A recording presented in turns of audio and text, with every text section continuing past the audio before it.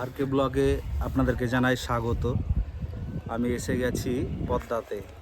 Actually Padma বলতে বর্ডারে, এর ওই পার যেটা দেখতে পাচ্ছেন সেটা বাংলাদেশ।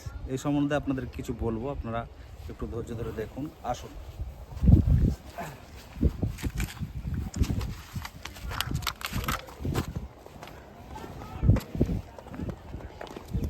এই যে পদ্মা নদী দেখতে পাচ্ছেন, ওটা পুরো ওই সাইডটা পুরো বাংলাদেশ। ওই সাইডটা পুরো বাংলাদেশ, ওই দিকটায় পুরো বাংলাদেশ। আর ওইখানটা যেটা ওই সাইড পড়ছে, এই যে কিছু গাড়িগুলো আছে তার থেকে মোটামুটি 60-70 মিটার দূরে ওখানে একটা ক্যাম্প রয়েছে, বিএসএফের ক্যাম্প রয়েছে।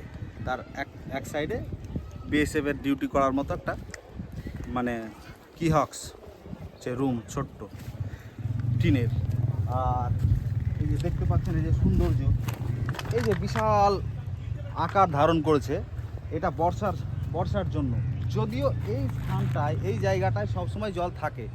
ওই দিকে যে উঁচুটা দেখতে পাচ্ছেন, ওইদিকে একটু দেখাবেন। ওই সাইডটায়, কোনাটায়, ওই দিকটায় জল অনেক সময় নেমে যায় গ্রীষ্মকালে। এবার আবার এদিকে আসুন, কিন্তু এইদিকে জলটা প্রায় সব সময় থাকে, ঢালু জায়গা।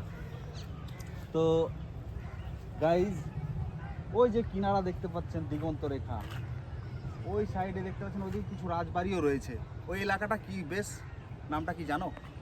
বাংলাদেশ রাজশাহী। বাংলাদেশ রাজশাহী। যে সাদা, প্লিজ একটু জুম করবেন, ওই যে সাদা অংশটা দেখানোর জন্য বলছি, রাজশাহী এলাকার। আমি কিন্তু লালগোলা থেকে আপনাদেরকে মিনি ব্লগখানি দেখাচ্ছি। দেখা যাচ্ছে, বোঝা যাচ্ছে সাদা? হ্যাঁ, ওই সাদা বিল্ডিংগুলো। হ্যাঁ, ওই যে সাদা অংশটা দেখালো, যে কিছু ছোট্ট করে নীল দুই পাশে, তার মধ্যে সাদা। কেননা নীল অংশ তখনই দেখা যায়, মানুষের দৃষ্টি যতদূর যায়, তারপর যখন দৃষ্টি না যায় সেই অংশটাকে নীল দেখায়। For example Akash, for example ওই যে দিগন্ত রেখা নীল, তার মাঝে আপনারা যেটা দেখতে পাচ্ছেন সাদা অংশ, ওইটা রাজশাহী এলাকা বাংলাদেশের। আর এটা পুরোটা একবার দেখিয়ে দাও, এটা পুরোটা বাংলাদেশ বর্ডার। আশা করছি আপনাদেরকে বোঝাতে পেরেছি। আর আশা করি আপনাদের ভালো লেগেছে। এবার কেমন লাগছে এটা আপনারা অবশ্যই কমেন্টে জানাবেন, ভালো মন্দ, এবং কথার মধ্যে ভুল থাকলে আপনারা ক্ষমা করবেন। এবার কতটুকু ভালো লেগেছে আর আপনারা কি জানতে চান এ সম্বন্ধে, আপনাদের আরও ভিডিও আমি বানাবো।